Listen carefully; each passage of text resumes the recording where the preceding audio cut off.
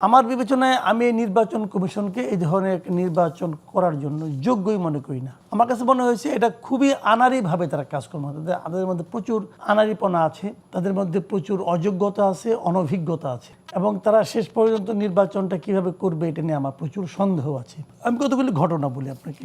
একজন লোক অনেক দিন ধরে ইংল্যান্ডে থাকেন, উনি ইংল্যান্ডের কোনো একটা দলের একটা বড় নেতা। হঠাৎ করে এসে বললেন যে আমি বাংলাদেশের নাগরিক, আমি ইংল্যান্ডের নাগরিক না। ইংল্যান্ডের নাগরিক না হলে আপনি এত ফ্রিকুয়েন্টলি দেশে আসা যাওয়া করেন, ওখানে এত প্রপার্টি করেছেন, কীভাবে করলেন আপনি? এত বছর তো মনে করেন 3 দশক ধরে সে আছে, 3 দশক ধরে সে কীভাবে আছে? অ্যাসাইলাম নিয়ে আছে, অ্যাসাইলাম নিয়ে থাকলে সেটা আসলে আবার যাইতে পারবে না। বলে কি যে না, আমি তো ওদেরকে মেল করে দিয়েছি যে আমি আর নাগরিকত্ব ত্যাগ করতে চাই। ইংল্যান্ডের নাগরিকত্ব ত্যাগ করা তো সহজ না। একটা মেল করলেই ওই মেলের কপি দেখালেই নাগরিকত্ব ত্যাগ হয়ে যায় না। আপনার নাগরিকত্ব তারা বাতিল করেছে এই মর্মে কোনো সার্টিফিকেট দেখাতে পেরেছেন? পারেননি তো। এখন দ্বৈত নাগরিক হলে নির্বাচন করা যাবে কিনা, এখানে আমি কিন্তু নৈতিকতার প্রশ্ন তুলব না। নৈতিকভাবে এটা তো উচিত না, আমি নিজে মনে করি, বাট নৈতিকতার প্রশ্ন না, এটা হলো আইনগত প্রশ্ন।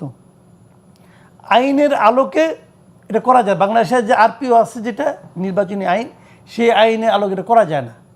এমন একজন লোকের সঙ্গে কিন্তু আমার দেখা হয়েছে এই ধরেন আজকে থেকে 2 মাস আগে। তাকে আমি জিজ্ঞাসা করি, আপনি ইলেকশন করবেন, আপনি তো ইংল্যান্ডের নাগরিক, আপনি কীভাবে করবেন? আমি তাকে সরাসরি 1 to 1 জিজ্ঞেস করেছি। উনি বলে না, এটা ব্যবস্থা একটা হবে। উনি কিন্তু বলে নাই আমাকে যে আমি ইংল্যান্ডের নাগরিক না, বলে নাই কিন্তু, কারণ আমি তো তার সম্বন্ধে জানি। সে ওখানে প্রায় 3 দশকের বেশি সময় ধরে আছে, তো উনি বলে নাই কিন্তু। পরে থেকে শেষ ঠিকই নমিনেশন পেয়েছে। কীভাবে পেয়েছে? কিভাবে পেয়েছে? এই প্রশ্নের জবাব ইলেকশন কমিশনকে অবশ্যই দিতে হবে। তো এখন কাগজে পত্রে আপনি দেখাই দিচ্ছেন, বাট বাস্তবতাটা কি আমরা সবাই তো জানি। তো এখন এই বিষয়গুলো কিন্তু মানুষের মধ্যে সন্দেহ তৈরি করে। সন্দেহ কিন্তু খুব মারাত্মক বিষয়। কি কি সন্দেহ তৈরি করেছে? এই যে নির্বাচন কমিশন হয়তো তার ক্ষমতার কাছে, অর্থের কাছে নতজানু হয়েছে, এই জন্য তারা করেছে, বৈধ করেছে।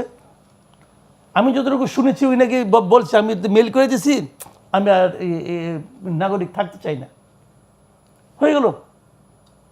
এরকম ঘটনা তো আগেও ঘটছে, আগের আমলেও অনেক দেখছি এরকম হয়েছে। এখন এইগুলি ঠিক না, এগুলি হওয়া উচিত না। আবার ঋণ খেলাপি তারা হচ্ছে। আবার এই লোকগুলি যখন এমপি হবে, তাদের কাছ থেকে আমরা কী আশা করব? এটা হলো আমাদের জাতি হিসেবে যে আমাদের যে মানে হতাশার ব্যাপারটা, সেটা এটা তো আদালত তাদেরকে বৈধতা দিয়েছে আইনগত প্রক্রিয়ার অনুসরণ করেই।